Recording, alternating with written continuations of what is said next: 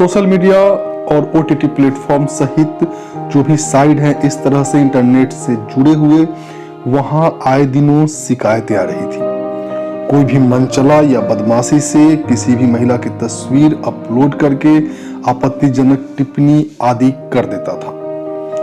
जो OTT platform है उसके नाम पे भी अश्लीलता परोसी जा रही है, ऐसा आरोप लगातार लगता रहा है।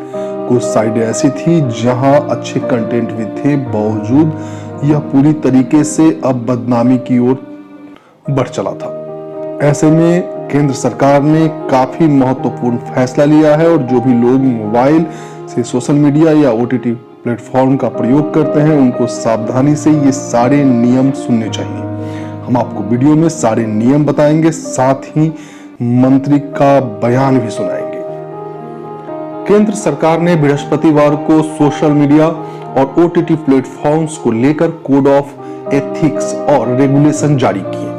केंद्र सरकार ने social media platform, digital media और ओटीटी प्लेटफॉर्म्स को इन नियमों का अनुपालन करने की बात कही। सरकार ने कहा कि यदि इन नियमों का अनुपालन नहीं किया गया तो सरकार इनके खिलाफ कानूनी कार्रवाई करेगी।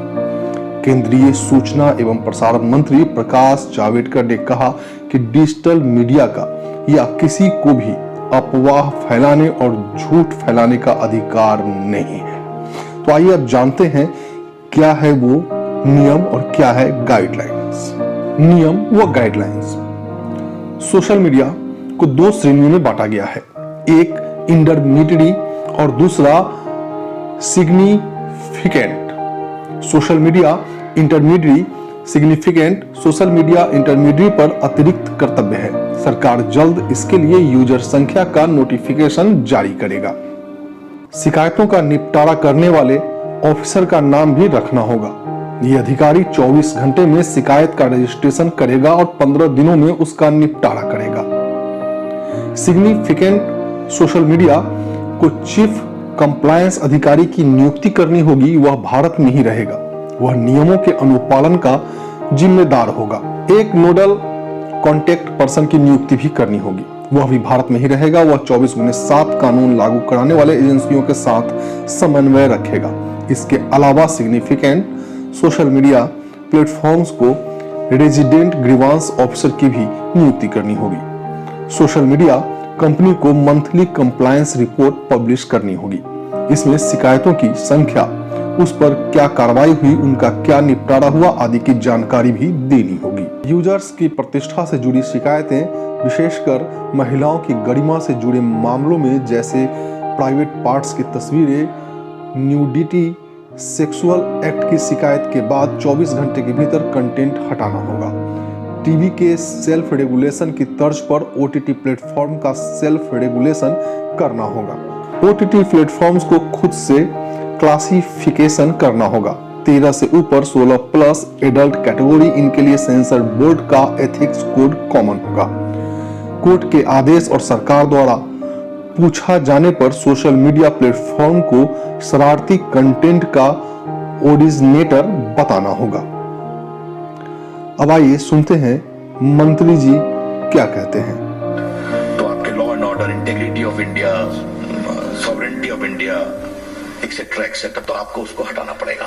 बात आपको बताना जरूरी है कि आपको रिमूव करना पड़ता है। अपने आपका हर ट्वीट हटा देते हैं, आपका फेसबुक से एंट्री हटा देते हैं।